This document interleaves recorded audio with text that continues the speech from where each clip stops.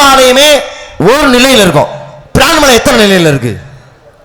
ஆமா, பாதாளம், பூலோகம், கைலாயம்னு 3 நிலைகள் இருக்கு. 3 நிலைகள்லயுமே சிவன் எப்படி இருக்காரு? இப்ப இருக்காரு, சிவலிங்கமா இருக்காரு. மேல வந்து மங்கையோர் பாகரா இருக்காரு.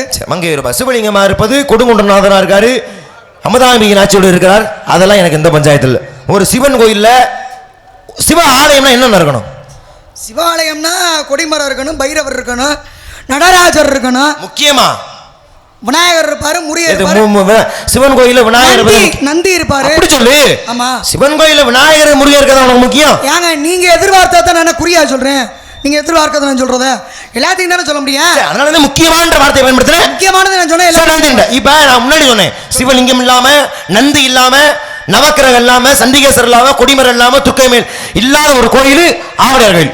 அதை பேசி முடிச்சேன். ஏன்னா ஏன் நான் சொல்றேன்னா, திரும்ப இதுதான் பதில் நினைச்சு நீ அங்கேயே வந்துடக்கூடாது.